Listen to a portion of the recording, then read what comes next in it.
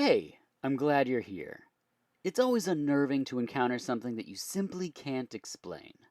Like another Clerks movie, or that Carpenter already has another Halloween movie on his IMDb despite this month's being advertised as the last one. I imagine it'll continue with that level 1 reading level trend of adding one word. Halloween runs, Halloween jumps, Halloween naps, Halloween snacks. Actually, I would watch Halloween snacks, just Michael Myers braising some root vegetables. The key is bay leaves. He's also played by Sean Connery because they're both 85 or something. But no, I'm not referring to Undying Horror Cash Cows. I mean cosmic horror. Doorways into the abyss. Tentacled creatures lurking on the beyond. Unexplainable lights in the sky. That sound you only hear when you're alone from a part of the house where nothing could or should dwell. That is what we're reaching for in this episode. Perhaps just beyond our mortal grasp, but for a brief moment in this episode, we may have touched it. You'll have to listen and see, but trust me when I say that nothing that happens was orchestrated or planned. Now, without further ado, the film is In the Mouth of Madness, the guest is author Robert Brockway, and this is VH-Us.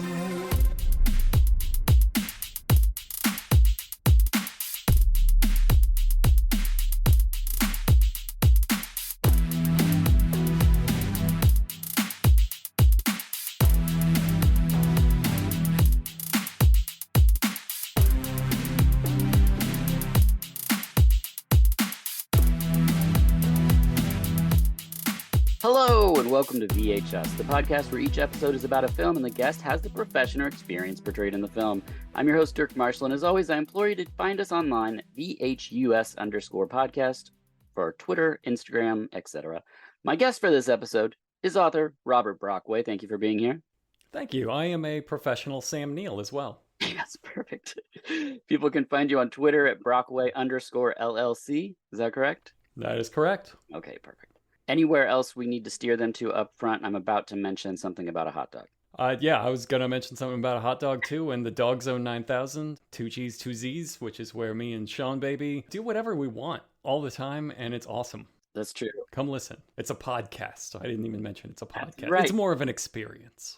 It really is. It quickly became my favorite podcast. I didn't know it existed. My friend JL was like, Sean Baby has a podcast with Robert Brockway. And I was like, well, I'll check it out. And I think it was the Spider-Man game episode. Oh, yeah. The text adventure games. We play through some text adventure games with the guys from Rude Tales of Magic, guys and gals. I loved it so much. The frustration between the people trying to play the game and the actual options. It was really wonderful. I love that. Yeah, we've done 2 of those. The other one was Spider-Man, and the Incredible Hulk one is my favorite. Cause the Incredible Hulk, somebody made a text adventure game, and of all the things they could do, they're like, I want the Incredible Hulk, who can barely speak, and all of his powers are punching, none of which you can do in the game at all. Yes, he just digs, right? He just digs, and he constantly gets gassed. He's just everywhere he goes, he's constantly just gassed into oblivion over and over. And so he turns back, and you can never be the Hulk. You can never use your strength for anything except for digging a hole. And at one point, Allie Fisher from Rude Tales just started broke her mind. She started just going, just dig, just keep digging. And so we kept digging and kept digging. And she's like, dig a hole straight to hell. And then it said, it's getting warmer. And we're like, what? Oh, and no. Sure enough, he dug through the mantle and lava flowed in and killed him and broke the entire game. It destroyed the gems that you were supposed to collect. So it made the game unplayable. I love it so much. And the way that you just do whatever you want, there's not really a format. It's a real treat. And I just had an honor to join the Dog Zone 9000 to talk about a Godfrey Ho movie. So that was a real pleasure. Twinkle Ninja Fantasy. You got to say it so people know. Right. Twinkle Ninja Fantasy. It's just the best title. It's the best title. It's a lie.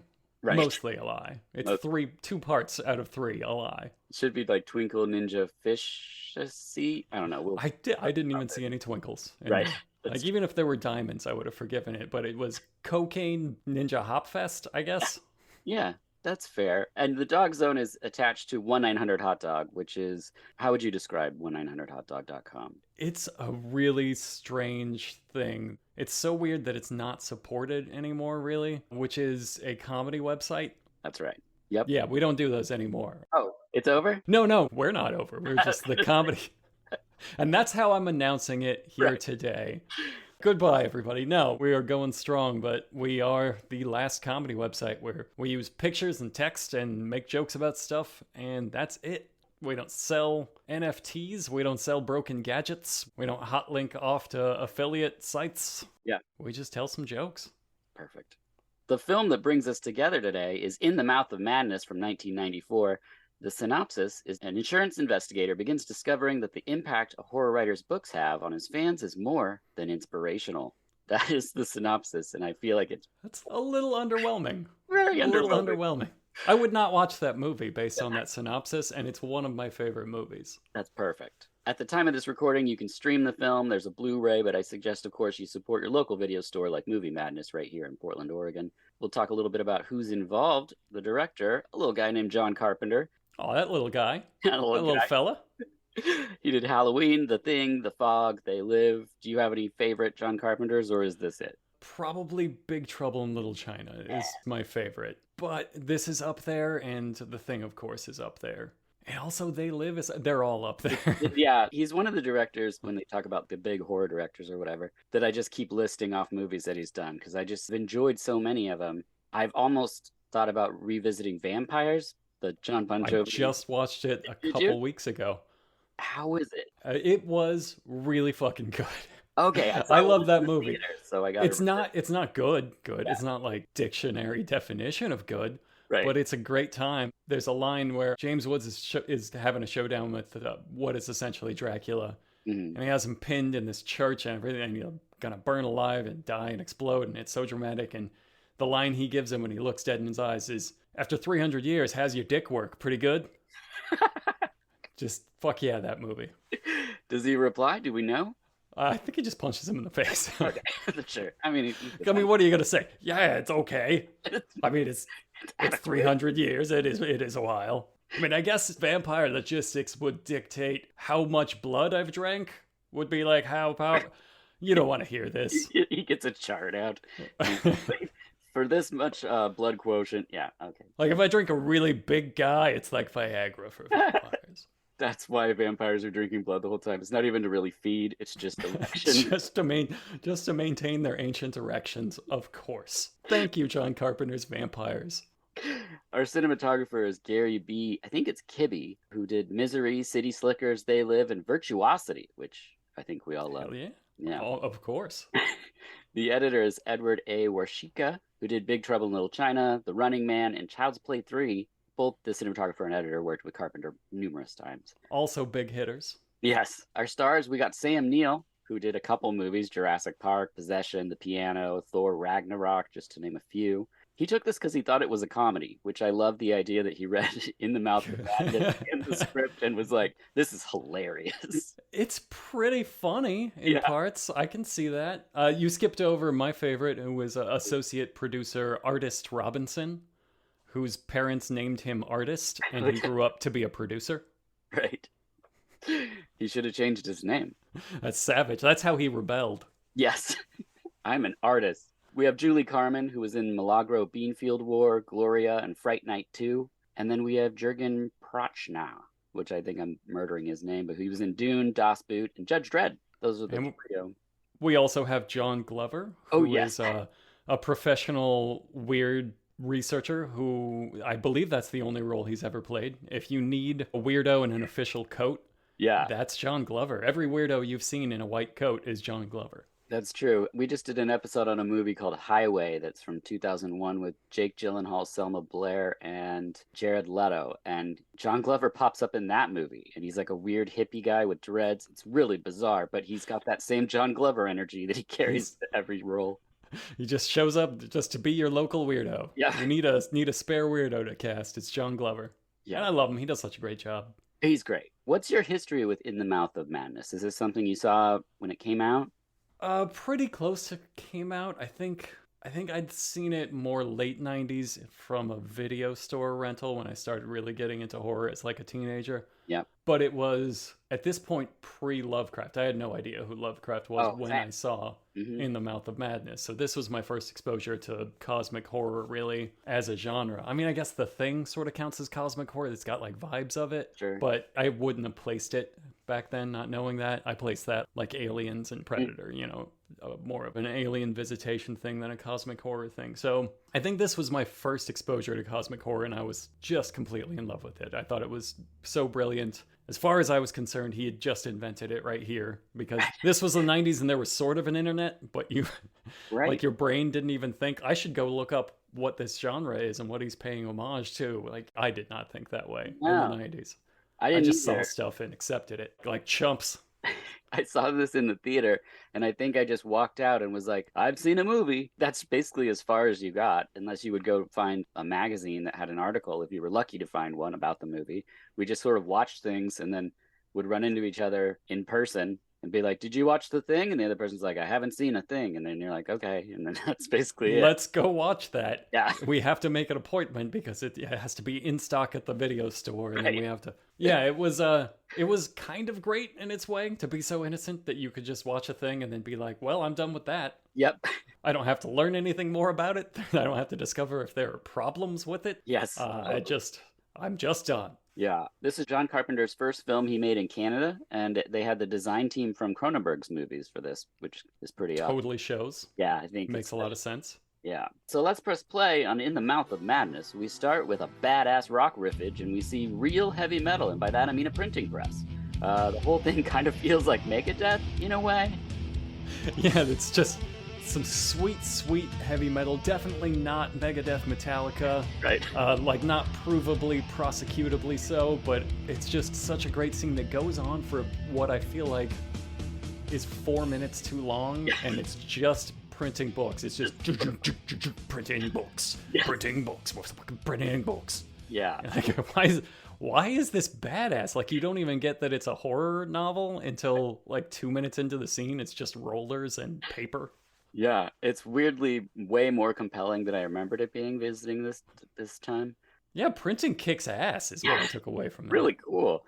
We should bring it back. The books are Sutter Kane, who references H.P. Lovecraft, but was based on Stephen King, which I'm sure makes Dean Koontz's toupee sweaty. Poor Dean Koontz. Yes. Dean Koontz got a third-rate knockoff of this movie. Yeah. The telepathic dog or something.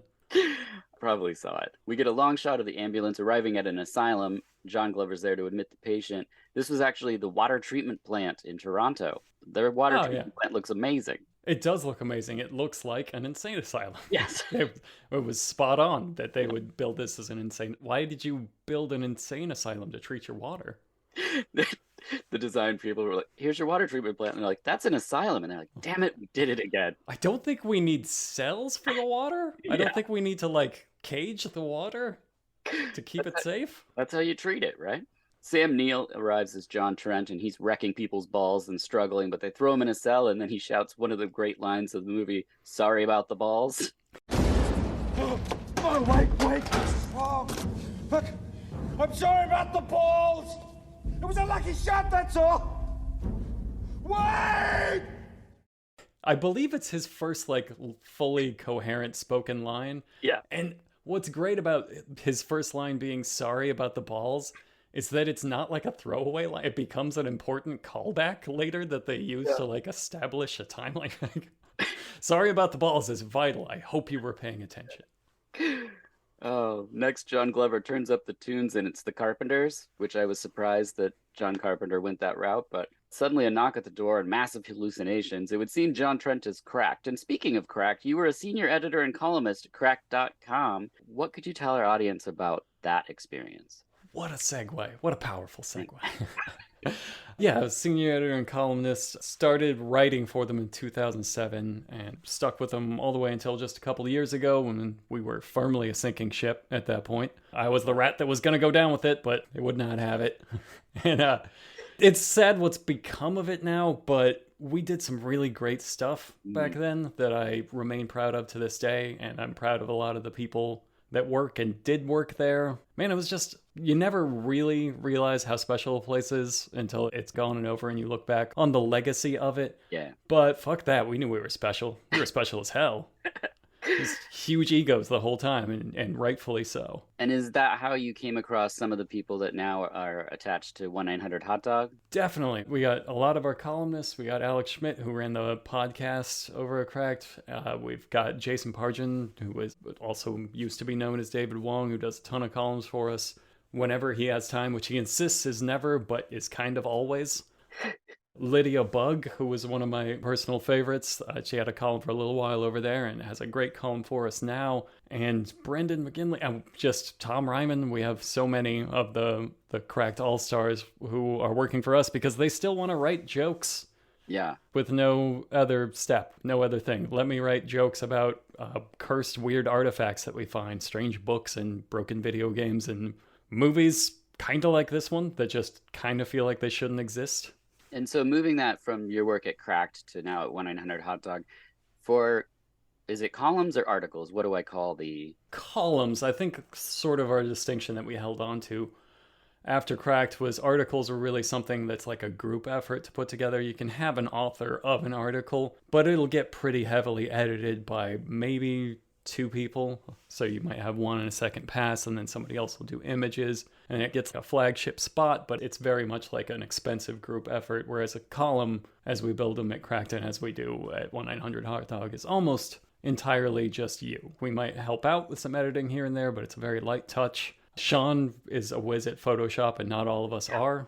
So if you see an amazing and hilarious image, it might be Sean instead of, me or the columnist or whatever. But yeah, a column is largely your space. I did this. I came up with the concept. I wrote it. It's my angle. It's my jokes. It's just up to what you think of. If you want to write about an ancient pickle statue or something, then that's what you would write about? Or does someone ever pitch you ideas? Well, a lot of our columnists pitch us ideas and that it's not entirely necessary. Like, we're not going to enforce that, but it helps to just have that editorial discretion of especially if they're working for us. Yeah.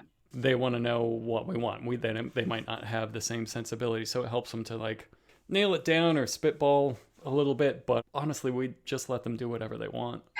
That's amazing. Back in the film, David Niven shows up, and we learn that Sam, or John Trent, only made one request, and that's a single black crayon. And the only crazy thing in this entire asylum is the mileage he gets out of a single black crayon. He makes somewhere around 6 million crosses on his He draws crosses like I used to draw the Stussy S symbol, just on everything meaninglessly. Because you expect this to pay off. Oh, it's a demonic Satan. They specifically tell you it is not Satan. It's not religious really at all. He's drawing these crosses that it's one of the few things in the movie that never pays off. It's just to look cool.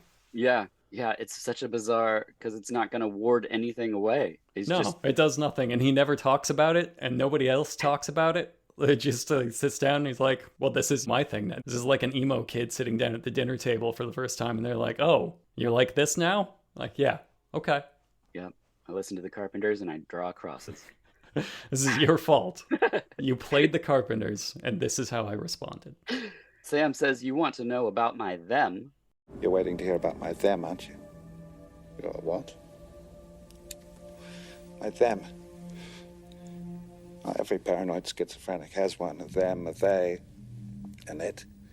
And you want to hear about my them, don't you? Now Sam's an insurance investigator. This is all a flashback. Sam and Bernie Casey, who we know from Never Say Never, Revenge of the Nerds, Under Siege, Bill and Ted's Excellent Adventure. He's a great actor. They go to a restaurant. Across the street, there's a man with an axe who approaches, smashes the window, and says the line, "Do you read Sutter Kane?"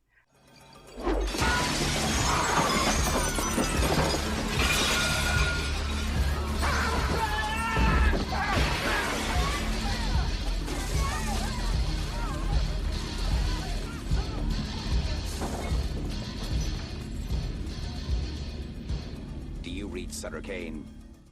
He gets shot 100 times by the cops, and he's got 4 pupils. I think that's all we need from that scene. Yep, just another big publishing agent with goat eyes who wants to kill you with an axe, which is also a traditionally published author, and I can say very accurate. That is how all agents are, just cunning, vicious creatures. It's good to have them on your side, but they will murder you with an axe. Yeah, this is the line that when they talk about this movie, it's like, do you read Sutter Kane? And like my brother-in-law says it all the time. He'll say, do you read Sutter Kane? And at the time, my friends and I would say it, but it mutated in with the beginning of Sir Mix-a-Lot's Baby Got Back video. It would be, oh my God, do you even read Sutter Kane? It's all his delivery. Do you read Sutter Kane? Yeah. Very iconic horror movie delivery. Yeah. I looked this up when they first said that Sam Neill is a freelance insurance investigator, I instantly went, well, that's bullshit. That doesn't exist. Right. That's just such a thin veneer to like, I want him to be a private detective, but everybody's going to roll their eyes if I write a private detective movie. Turns out that completely exists. Whoa. Yeah, freelance insurance investigator is like a real job, and they are just boring detectives. I mean, they don't go as far as Sam Neill, who's charging into the mouth of hell to investigate an insurance claim, which is the premise of this movie. Yes. Oh my gosh, that's so funny. John Trent goes to Charlton Heston, who needs to find Sutter Kane. He's been gone for 2 years, and we learn the axe guy was Sutter Kane's agent. On the commentary for the film, Carpenter talks about how Charlton Heston was a consummate professional on set, but the producer is like, he hated me. He kicked me out of my own office. I imagine he's very nice to you unless you do one of a million things that he thinks are for pussies, and then he will destroy you. Yeah. He gives me that sense. Definitely.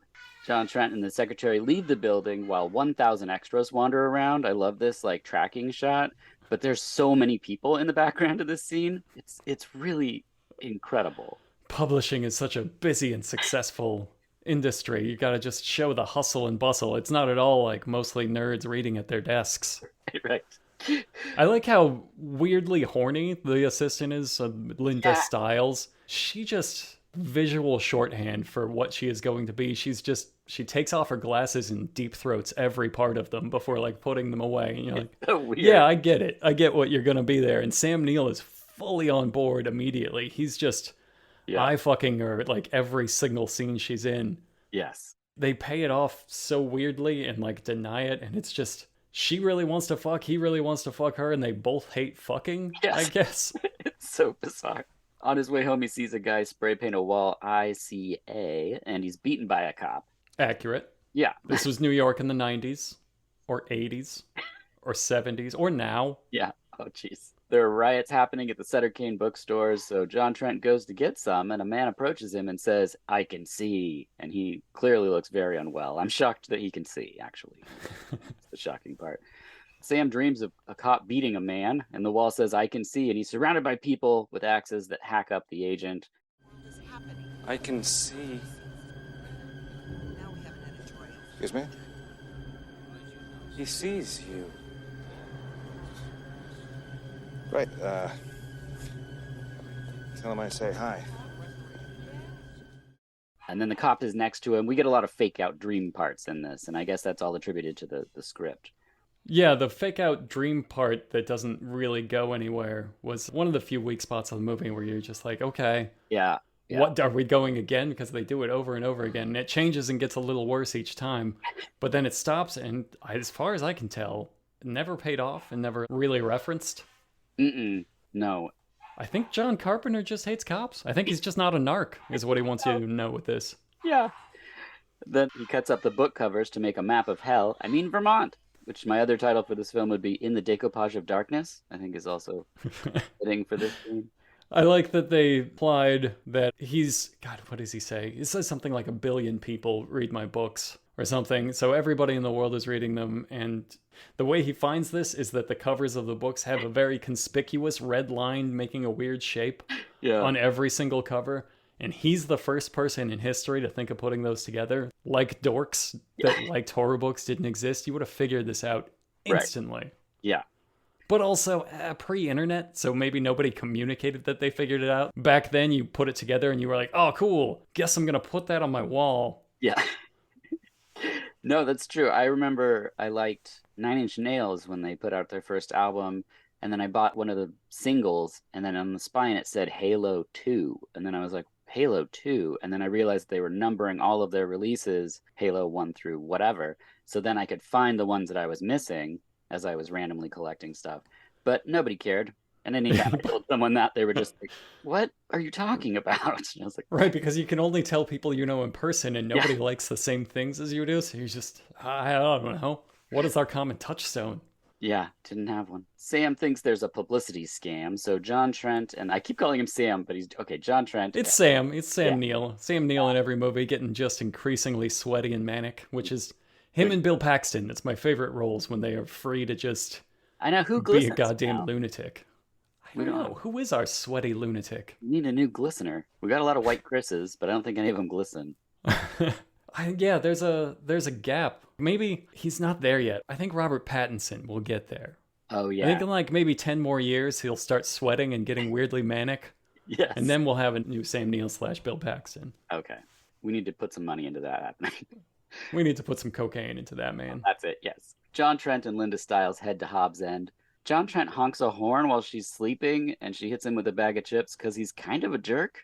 Basically. He's a total jerk. So he's driving. He hates that she falls asleep. So he has a special old-timey horn in his glove box just to harass women that sleep in his car.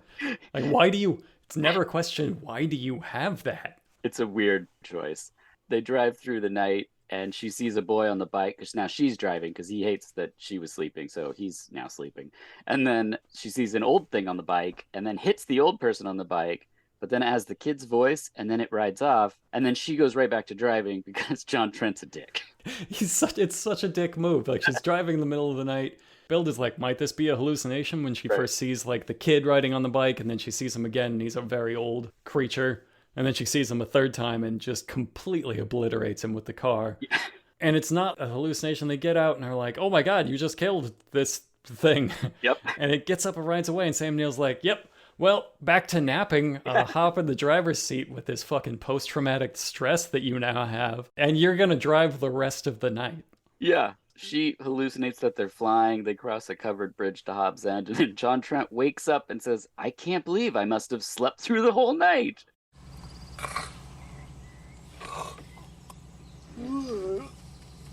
I can't believe it. I must have slept through the whole night. Thanks for driving as traumatized as you were. Thanks for really cementing that tragedy in your mind for me.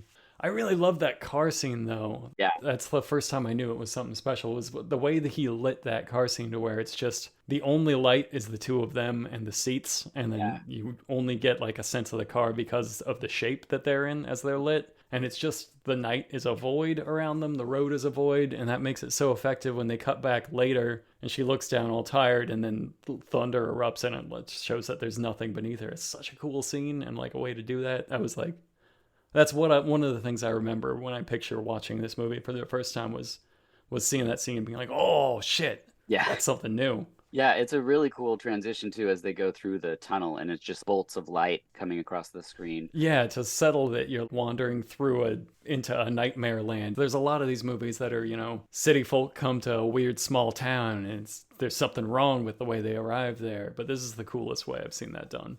I agree. They pull into town and something is off, and I don't mean just John Trent wearing a suit jacket with jeans and a cowboy boots.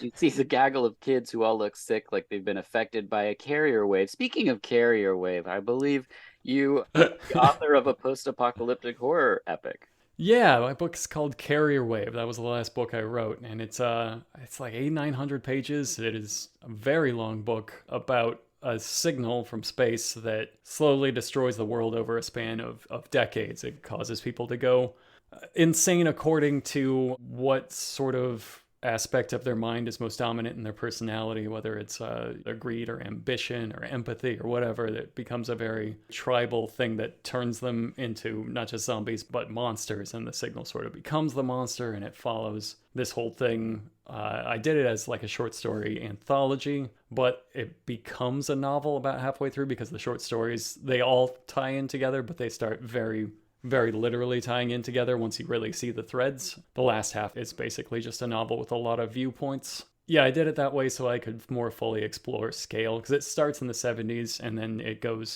doesn't, do huge time hops, just goes through the 80s, 90s, 2000s, goes into the near future, and then a little more far removed after humanity has collapsed and stuff. And I found that the best way for me to do that was the sort of short story, shared universe anthology sort of format. So yeah, that book took me 4 years to write, and I will never do it again.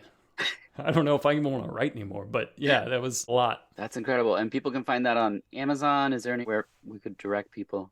No, I wish there was, but it's my agency had a deal thing with Amazon, so they want to publish it through their deal, and I agreed to that. So then it's just Amazon. It'd be great if there wasn't, but I think the audiobook, which rules, it's narrated by a guy named Michael Braun who does a fantastic job. That's pretty much anywhere you can buy audiobooks if okay, you'd great. rather.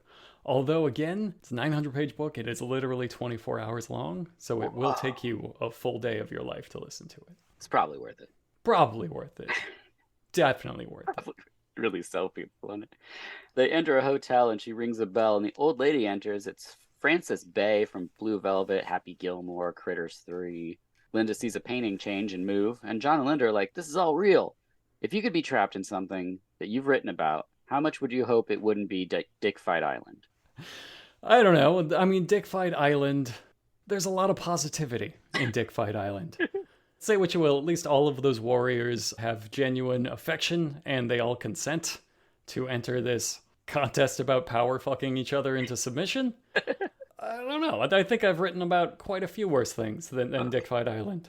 There are certain tribes I'd want to be part of more than the others. Like the rich Dick Fight Island lore implies that there's one beautiful tribe that lives in the mountains now because they were so beautiful. All the other tribes just ran up and kidnapped their men. I think I'd be one of the ugly tribes. I would be Clan Ugly Tribe for sure. Clan Butterface would be me. And now people are going to have to go Google search Dick Fight Island. Yeah, as you well should. I ordered it instantly because it was called Dick Fight Island, and I was like, I have to own that. But it's a manga, and it's such a good story. It's so well written. Weird. It's like weirdly rich in character and masterful in the way it like ties in and executes and carries off like character arcs that conjoin with the plot instead of warring against it. Sometimes there's like a dick fight that closes a character arc and you're like, oh, that's beautiful. Wait, is it? What? That's incredible. I had never heard of it until you guys talked about it in the Dog Zone 9000. And I was like, I got to go read that column because I didn't know anything about Dick Fight Island somehow. Plus, it just kicks ass. There's one guy named Pisao who's from like the Fisherman clan. They all wear huge, elaborate dick armor that ties into their personality or their tribe.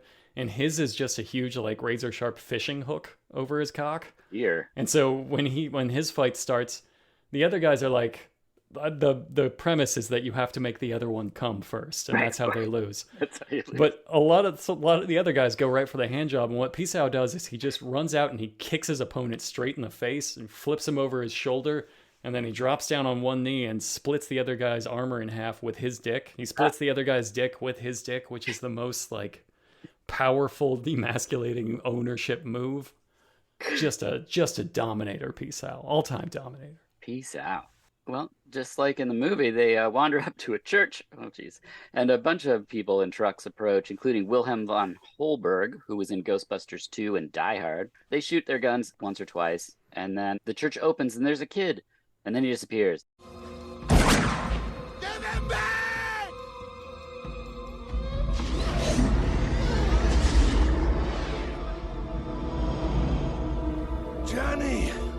Johnny boy!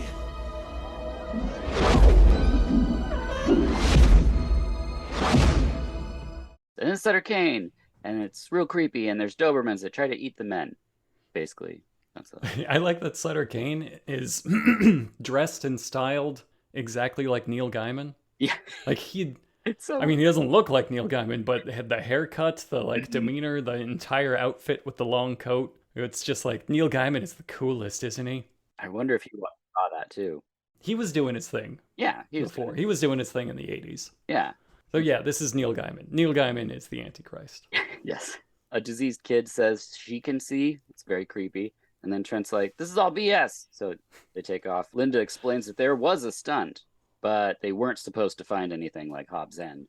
Dismiss your bullshit claim. You're wrong, Trent. I know you are wrong. How am I wrong? Because you're right. You're half right. This was a hoax. We did send Kane away on a publicity stunt, only he never showed up. Harglow sent me with you to make it look good.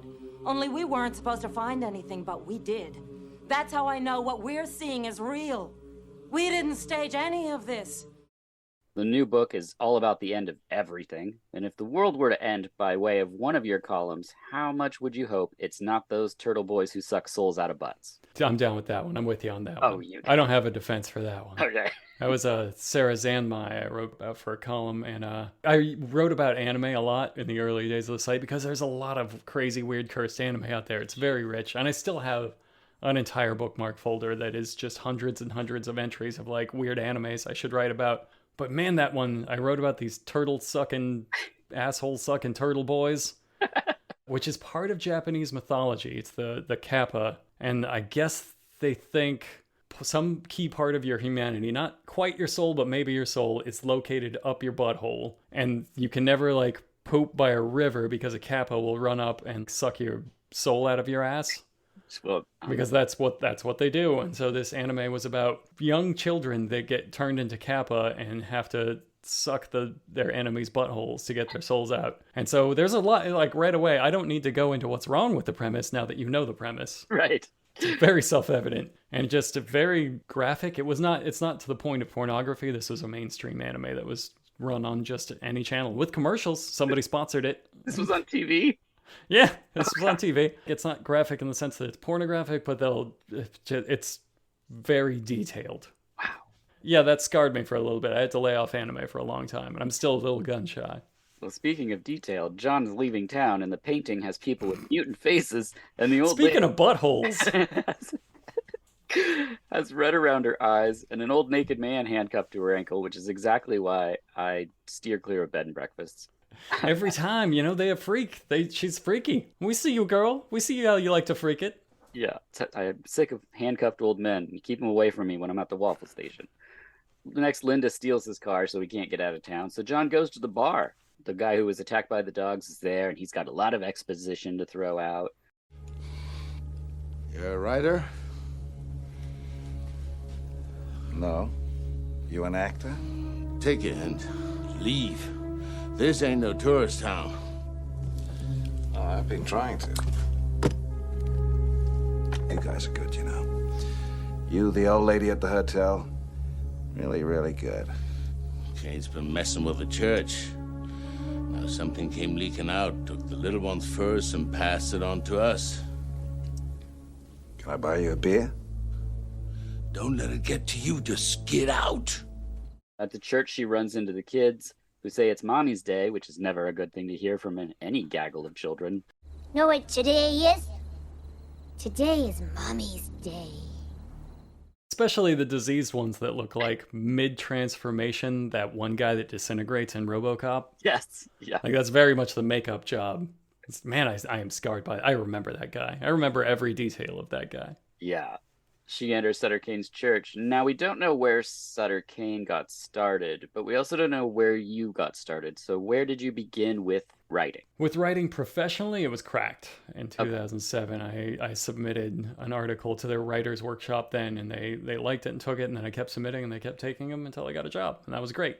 I wrote short stories, usually short horror stories and stuff, back when I was a preteen, and they were terrible. They were like, what if a gargoyle came to life? Just real preteen garbage kind of stuff. Yeah, standard. But yeah, then I had a live journal for a while that got kind of popular, and that was what made me think, like, maybe I should try writing for somewhere. Okay. So because I just wrote about my days, which was basically 1-900 Hot Dog, because I was always up at like 3 a.m. watching some bizarre movie on the Christian channel because I didn't have cable. Right. And or watching infomercials, and I'd write about these weird things. And that's where I got the idea to submit to Cracked, and then I wrote for Cracked, and I started writing books, writing screenplays and stuff. Like this movie says, once you become a writer, your soul disappears and you can only do this until you end the world. Do you come across things just in your day-to-day going about, you just go, okay, this has to go in the folder of possible things I write about? Oh, all the time. All the time. Even if it's not a premise, like I'll be on the internet and see like a location. Like just today earlier, I saw some town in Italy that looks like a giant deadly starfish lit up at night that's on top of these sheer cliff mountains. Whoa. And it was just a picture. Somebody was like, look at this picture of this town. I was like, I don't know what that's for, but I'm saving it. That could be something. I email stuff to myself all the time, which I increasingly feel like it makes me old. I do. I'm sure everybody my age does it, right? Yeah, I do. Yeah, like that's how I take notes is I write a quick email to myself and then I just send it off so that I can have it in a place that I can quickly organize. But I'm sure there's such a better way to do it that the kids do. And this is like, if I showed that to somebody who's like 20, they'd be like, what the fuck are you doing, old man? Like, Oh yeah, I this print out is, my show notes for my podcast. I'm holding paper. God, that's so old. So old. Oh well. Well, she enters the sanctum and he's typing away. Like most writers, he has a bloody breathing door. If we entered your writing sanctum, what would be the thing you gestured to when you say, they were telling me all along? Oh, my bloody breathing door. Oh yeah, I can see that. Yeah, that's just a thing that all writers have. This is very accurate to the writing experience, is to have a ghoulish room which only has a desk in it and nothing else, and an old typewriter, an ancient typewriter is how we all write. Yeah, there's a big breathing door where your ideas come from. Every time somebody asks me, where do you get your ideas? I say, the idea door, of course. There's a terrible price, but what are you going to do? That's true. When you first started, was it like a tiny little mouse-sized door and it just grows over time? Oh yeah, it's just like a hole in the wall that you look into and it gives you your first idea, but it whispers a cost. And yeah, it was a mistake. I mean, looking back, of course it's a mistake, but it's too late. Yeah, it's too late. She sees the book and he's got a goblin head on the back of his head. It's an amazing mask thing that Greg Nicotero made. I saw it this time and was like, gee, I wonder where Malignant came up with the idea for their film. Well, to be fair, it's just a back of the head Quato, isn't it? Yes, yeah. It's very much the little mutant guy from Total Recall on the back of his head. But yeah, Malignant is absolutely where they got that from. I love how he makes her read the book, which isn't like, please read my book. He just grabs her and face plants her into the title page of the manuscript, and then it explodes with light, and she has read the book. Yeah. I would love it if that's how reading books worked. If I could just grab a lady and be like, bam, you just read my book. What's up? Just attacks of people making people more educated over time. Just waiting in a tree, and then you jump down and face plant them into your waiting manuscript and be like, gorilla book reading. You just learned something. Everyone in hell in LA would be wearing giant helmets so that you can't slam their face into your new script or whatever. Yeah, but I would find a way. Yeah, it's true. Yeah. She comes back and she's like, I'm losing me. So John goes to the front desk and the painting of the couple is completely mutated into tentacle people. And he says, come on, you old bitch. Spigman?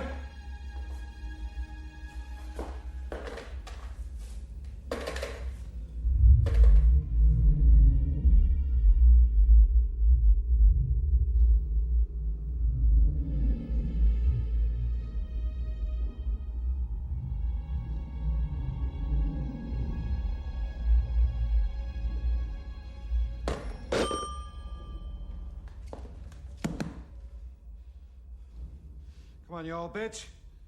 I love that he tries. He goes down as far as he knows. Let's go through what he knows at this point. And that's that he's still, God, I love how skeptical he is, which is he started this movie by seeing a man murdered in front of him. And his thing is, that was a publicity stunt. Right. And he keeps that energy the whole time. So he still doesn't believe it at this point. And she runs in, unable to talk, and says, I'm losing me. And he's like, hold on, I'll get the old lady that runs the bed and breakfast for this. This is in her wheelhouse. That's what he thinks. That's it, yeah. When he goes downstairs and he rings the bell once and he calls for her by her name, he waits 5 seconds and then says, you old bitch. Just as far as you know, what's happening here is that you want the help of the lady that runs the bed and breakfast. You waited 5 seconds and called her an old bitch. Yeah. Just peak Sam Neill. Yeah. John Trent is a total prick. He hears something in the basement, and it's the tentacled old woman axing the old man to death. They built this really cool puppet for this scene, and they built an apparatus so she could even deliver some lines or groans. So he sees this, then returns to the room, and Styles has tentacles underneath the door. And that's the deal breaker. And then she throws him out of the room, and he leaves, and there's a root monster doing a little wave in the greenhouse. I like the little wave. Yeah, me too. It just kind of looks around like, what am I supposed to do in this big empty room? I don't know. Hi, Sam Neill. I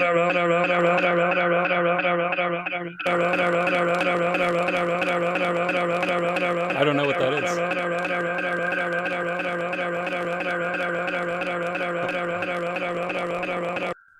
What was that? Can you hear me? Yeah, I can hear you. No? I can hear you. This is so weird. Can you not hear me? Hello? I can hear you Okay, just fine. hold on. Am I back? You've been here the whole time. Really? You can't hear me. Well, I was getting the super high-pitched signal from this mixcast, and so I couldn't hear you at all. You're still recording? Yeah, I'm still recording. Okay, great. Then we I didn't stop. we still have the Zoom, and we still have your recording, so that's perfect. Okay, let me tell you what happened on my end. Okay. That it skipped once, and then it seized on one of us must have said something like whatever, and it just started going whatever, whatever, whatever, whatever, whatever, whatever, whatever, whatever, whatever, over and over, and like louder and louder and faster and faster. I was like, what an appropriate thing to happen on the Cosmic Horror podcast. Wow, that is so weird. That was an ultra bizarre glitch. My God. Okay. So he leaves, and the little root monster does his little wave in the greenhouse. And at this point, it feels like everything is going to kill everybody, which oddly enough is a collection of essays you've written. Is that correct? Yeah, that was my first book. It was a nonfiction book about the ways the apocalypse almost happened, could happen, might happen now. Just really fascinating stories that kind of had to do with the end of the world, which, if you were around Cracked a lot, are just internet staples. You know a lot of them, like Stanislav Petrov, who saved the world by not deploying, his countermeasures when sunbeams made it look like the U.S. had launched this huge assault against him. And everybody was telling him, you have to launch everything we have at them right now. It's going to be too late. And he was just like, no, I don't really want to be that guy. Yeah. Who wants to be that guy? And so they waited it out, and it turned out to be nothing. And like a great story, and legitimately could have ended the world if it had gone differently. And it's just a lot of stuff like that, or the things nobody was paying attention to, that some of which have made mainstream media, like the Yellowstone caldera now. But that was a somewhat unknown thing back then. It's a lot of stuff like that. And is that on Amazon? I think it's maybe out of print now. Okay. The little nonfiction, like novelty books, it works very differently to like traditional. It's a totally different world from fiction publishing. So I think it just did what it was going to do, and is now out of print somewhere. I could probably revive it somehow, but it's fine. Sure. It was its time. It did its thing, and the coolest thing that happened with that was one of my favorite bands, TV on the Radio. Yeah. They did an interview at one point for one of their albums. They were promoting their new album, and he's the lead singer that said, they asked him what caused him to have this doomsday-ish mentality in a lot of his lyrics, and he said he was reading Everything Is Gonna Kill Everybody. It really inspired him to write one specific song in particular, and just the general theme of the whole album about being the end of the world helped inspire TV on the Radio. That's awesome. It's the coolest thing that I've done as a writer so far, and it's something they did. It's something somebody else did. It's even better. He drives up to a group, and they're all around Styles, and the mutant lady runs up to John and just goes, "Fuck you." It's one of my favorite parts in the movie. That's what I swear that was improv. They're playing Ring Around the Rosie with Styles. Yeah. It's a big ominous moment, and they all kind of look to him, and then one of the mutants runs up behind him, and you're like, oh shit, it's going down. Yeah. There's just a long pause, and then she goes, "Fuck you," and then runs off. You just do whatever you think is scary. Yeah. She comes up, "Fuck you, see you later." It looks like it belongs in Wet Hot American Summer more than this movie. It just seems like one of those things that they would have done to each other. Absolutely. It is. Maybe that's why I thought it was a comedy. It was little moments like that. Oh, yeah. He enters a bar, and the guy from Ghostbusters 2 kills himself, and so John leaves, and Styles punches him, so he punches her multiple times because he's such a prick. Full hockey punches, too. Yeah. It doesn't seem she decks him, and she has super strength, we've established, because she threw him through that door when he first found out. Yeah. So she must have been pulling a punch or lost that strength or something, and he just hockey punches her. They use the full-on kung fu sound effect for her just getting decked. Yeah. He knocks her out so many, 2 or 3 times. Uh-huh. It's just... He was waiting for it. God, he's amazing in this movie. Yeah. He's such a dick in this movie. He speeds away, and then he sees the old lady kid bike creature using a phone booth, and then Styles goes full extra and walks on all fours. This was done by a contortionist stripper that, in the commentary, John Carpenter was very into. I believe it. He gets a little pervy sometimes. Yeah. He just kept telling the producer, he's like, "No, trust me, she was a contortionist. I know." And she's like, "Okay, jeez." Okay. He tries to drive away and sees Styles on the bike with the old boy. The character has no name, but I imagine his name was Billy. Karate is his game. Weird coincidence. You wrote an amazing script going around called Billy Karate.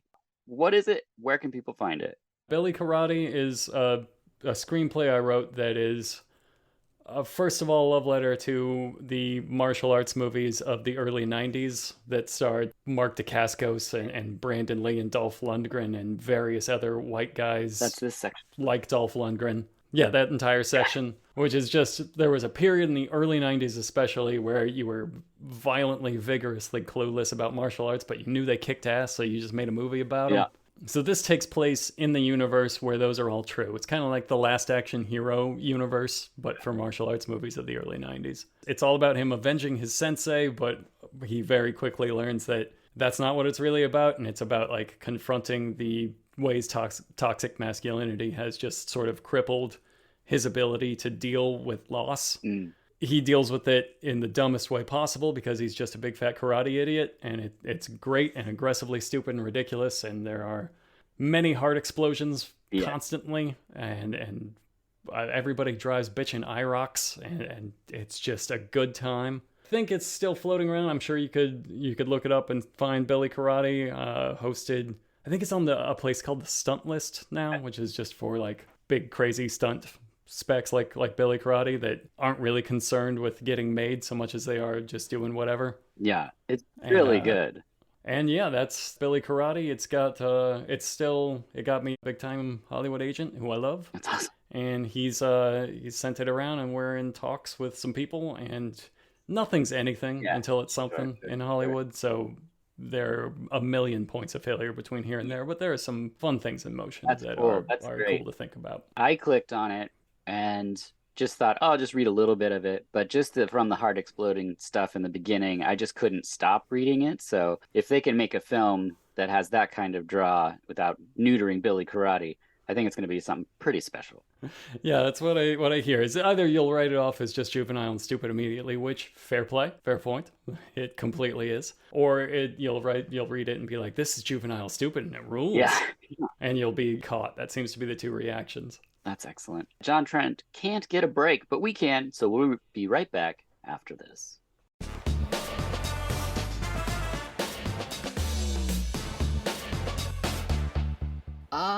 Feeding. Everyone's got to do it, even vampires. But if you aren't a vampire, or a baby vampire, then sometimes eating can become so repetitive and boring. Which is where Marshall's Hot Sauce comes in. Liven up any meal with those small batch sauces made from only the freshest ingredients.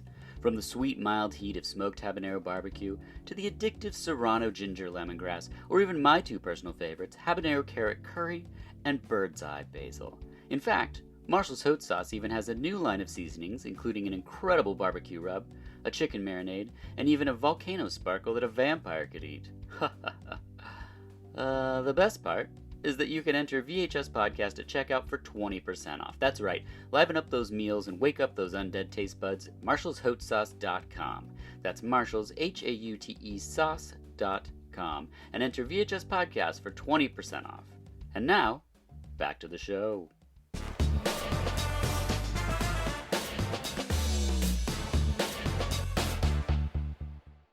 We're back, and so is John Trent and the mob. So being an asshole, he tries to ram him with his car, but he crashes into a parked car and wakes up in a confessional. Real quick, I was watching the credits, and the old baby teenager on the bike, whatever that creature was, billed as Hayden Christensen. Oh no, that's the Paperboy later on. Right, but isn't that the same thing? I don't think so. Oh, I thought that was the same thing. I thought that was all the same creature. That actor has a different, I forget his name, Seth something. They said it in the commentary. It's the kid that only shows up on his bike to tell him like which way town is or whatever when he gets out. Right, but I thought that was I thought it was the same creature. Yeah, but I mean I could be wrong, but I'm pretty sure that the kid at the end is younger because Hayden was pretty young. Well, all children look like monsters to me, so that's fair. I mean that's fine. Yeah. Next, Sutter Kane breaks down horror and religion. And then he's on his lap, and then in Sutter Kane's writing room, and Sutter Kane gives him a manuscript, and Sutter peels an image open, and it's ripping the book page, leading to a massive void. It's very hard to describe. Yeah, I love that they're having this conversation about, horror and religion and the world and reality. Yeah. And then there's a flash and a jump cut, and Sam Neill is sitting coquettishly on his lap. Yeah.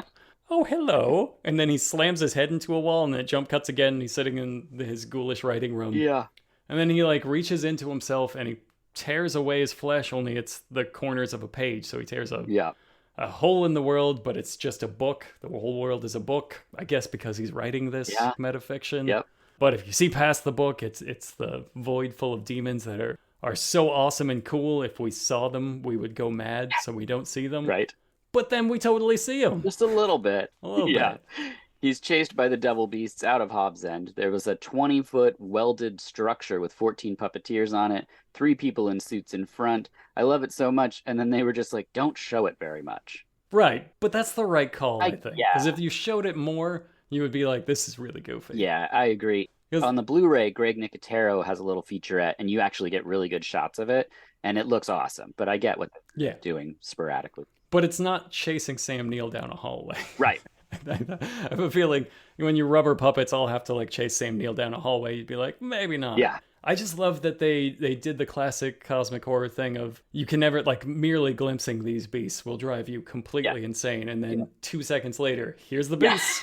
Sorry about your fucking sanity, You're all viewer. insane now. Yeah, this is what we did that to you. Yeah, Sutter Kane is just through playing games. Games. What a great idea. Robert Brockway, are you ready to play a game called John Carpenter, The Carpenters, or Carpenter Ants? You'll have 10, you'll hear 10 things, and each one is connected to either John Carpenter, The Carpenters, or Carpenter Ants. Okay. Number 1, chews through wood but does not eat it. Is that John Carpenter, The Carpenters, or Carpenter Ants? John Carpenter. Correct. Number 2, loves Western movies. John Carpenter, Carpenter Ants, or The Carpenters? John Carpenter. That one is, yes, 100%. Number 3, discovered by appearing on the TV show Your All-American College Show, playing a cover of Dancing in the Street. John Carpenter. Carpenters. Number 4, also goes by Frank Armitage. John Carpenter. That's correct. Yeah, he wrote They Live under that pseudonym. Number 5, are difficult to get rid of. Is that John Carpenter, The Carpenter? That's John Carpenter. Oh my God. That guy, he will stay forever. You have to flick the lights on and off to get him to leave anywhere. Number 6, edited a porn parody of The Last Tango in Paris. John Carpenter. Oh, that's correct, yeah. Number 7, went on hiatus at the end of 1970s as Karen was battling anorexia and Richard was undergoing treatment for addiction to sedative Quaaludes. John Carpenter. Those were the names of his id and ego that he gave. He's actually 3 characters playing one. Other pseudonyms, yes. Number 8, some have enlarged mandibular glands that reach their gaster, and when they're disturbed, they'll intentionally rupture the membrane of the gaster, and the secretions released contain chemicals that will debilitate the attacker and kill themselves. In the end, they both die. The Carpenters. Yes, that's right. That's why I never go see him live. Number 9, will bite in defense. John Carpenter. I think that's actually all 3. Number 10, despite being more than happy to take the check, they refer to the Halloween sequels as creatively bankrupt copies of the original. You know what? The Carpenters, I think. That's true. They have strong opinions on the new... Yeah, they didn't like it. They didn't like it at all. No. Back in the film, the paperboy tells Sam, we already covered that's Hayden Christensen, Anakin Skywalker. Sam checks into a creepy motel and he receives the manuscript, so he burns it. He goes to sleep, and Sutter Kane is there. And when he wakes up, everything's blue, because that's a dream, too. And he hates it so much. So much. Yeah, Sutter Kane's like, I'm in control of your world, and then watch, everything's gonna be blue. And he wakes up and it's blue. And Sam Neill, professional at losing his shit, loses his shit so wonderfully. I love watching him lose his shit. Me too. That's why we almost did the movie Possession. Possession's so good. Oh, gosh. God, I love that movie. My wife was not ready for the energy of that film when I was like, who could possibly be?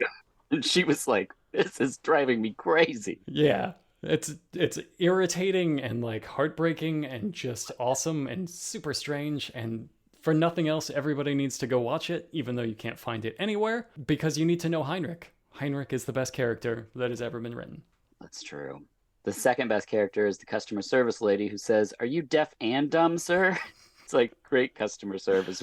I mean, you know the energy he's bringing to customer service, especially at this point in the movie, but I would argue the character as we've seen him just knocking out ladies left and right and calling the innkeeper an old bitch. Yeah. He's a Karen. He's out there always demanding to see the manager, which he does. Yeah, he does. But then he immediately is like, oh, everybody's looking at me like I'm a jerk. I'm going to go. I'm sorry. I'm just going to go. Yeah, he goes and he talks to Charlton, and we learn that Styles never existed, and he delivered the book months ago. Proof that the book publicity is a vicious circuit, which I believe is a 3-book series you wrote. Could you tell us more about Vicious Circuit? Yeah, of course. Vicious Circuit was a trilogy I wrote for Tor Books. That's still, in print and available everywhere. It starts with a book called The Unnoticeables, continues with The Empty Ones, and finishes with my favorite, Kill All Angels. It's the name of that third one. And it's kind of cosmic horror, but viewed through a very punk rock lens and a lot of like weird metaphysical stuff that ties together to be action horror comedy with a little something else. So if you like punk rockers doing the dumbest thing possible in the face of just inscrutable angels that are incapable of caring about humanity and the awful husks they leave behind, that's for you. Oh, perfect. That's Vicious Circuit. We find out that the movie comes out next month and that people are buying the books and bleeding from their eyes, all normal stuff. Back in the cell, Sam tells us that he's told us all of that we've seen in the film, and he's halfway through a cigarette, which I'm like, how does time and crayons work in this cell? It's very bizarre. Well, he could just be power smoking, just doing that big deep draw, which, end of the world, everybody's turning into flesh beasts. They're probably really hard to smoke with a tentacle. Like, it's not something you talk about a lot, so he's power driving through that pack. I would do it. Me too. Sam is left in his room, and it seems like bad things are happening. The next morning, the door's open, the asylum's trashed, but quiet. We get a sequence as he leaves the hospital, a la 28 Days Later, and he learns that there's a movie. And so he gets some popcorn, watches the movie, and it's the movie we just watched. He laughs, he loves it. Now, if you watch a movie of your life, what would be the thing that you think you'd laugh the hardest at? Oh, in the movie, what's so great about Sam Neill's reaction is that it's not cut together as a flow of story. What Sam Neill sits down and watches is a montage of Sam Neill going apeshit. It's just like screaming and gibbering and laughing and assaulting people. And he's just like, haha, I love that so much. So that would be my college years, probably. Nice. Yeah, that definitely, I remember very little of them. Got in a lot of trouble in, a mostly harmless and hilarious way for others. Certainly ruined parts of me forever. But as far as other people were concerned, it was a good time. Yeah, that's the 20s, I think, for most people. From, I would say, 16 to about 24? Yep. This checks out. So final thoughts on In the Mouth of Madness. I still love it so much. There's some movies that you are hesitant about going back to them after it's been a few years, and I've seen In the Mouth of Madness a few times now. It's not one of those movies that I watch all the time, but I probably should. I might start. But there was nothing I remembered wrong about it. It had lost none of its charm. It's got everything. It's got goofy practical effects. It's got sweaty Sam Neill, just not even chewing scenery, just swallowing it whole like a pill. Yeah. Like a dog eating a pill, just whoa. And nobody can stop him. It's got John Glover being a weirdo. It's a John Carpenter movie. There's some legitimately good shots like that car scene, but there's also really funny things like that lady mutant running up and just going, fuck you, and then running off. I don't know. I mean, you laugh, you get some horror in there, you watch Sam Neill do his thing. That's all I could really ask for. It's this and Possession and Event Horizon. If you put those all on together, I would be the happiest person in the world to watch that start to finish. That's a great trilogy. That's a great trilogy. It's just the sweaty Sam Neill horror-a-thon. Yeah. All right, that brings us to final thoughts. These are questions that are just about yourself. Number one, what's a good day for you as an author-writer? The rare days when I'm allowed to just focus on the thing. So often I have to just steal a half hour, an hour here. I have to go several days without. In this case, it's been like weeks since I've had time to write. But every once in a while, you can rig it so that you have a day just to like really figure something out and then write it. And so those rare days when I'll come away with like on a screenplay, I'll come away with like 15 pages that are actually good and have defeated some sort of problem I've been wrestling with. You can't beat that. I mean, the best day though is probably when you finish something, because I reward myself with sandwiches. Nice. So I finish something, I get a fancy sandwich, and I'm happy because we're all just dogs, really. Can you walk me through the fancy sandwich? Yeah, there's a place near me right now called Nardelli's, which is I always get the Italian combo with everything except for olives. Not a fan of the olives on that one. That is just an absolute beast of a sandwich. and so good. Is there a side or is it just sandwich? There is no room for a side. In my younger days, I could power through the whole sandwich and regret it. I can't even get through the whole sandwich anymore, to my shame. That's my version of getting old, is looking at the half a sandwich I have left untouched, just being like, oh. Do you eat it there, or do you just take it with you and exclaim as you leave, I'm eating the whole sandwich? I definitely tell everybody I'm eating the whole sandwich, because I have a lot of shame about that, right or wrong. But no, I haven't eaten it there yet, because we moved to Connecticut, which is where I am now. Hey, I'm in New England, where horror lives, apparently. There you go. But yeah, it's been the pandemic the whole time, so I just go home.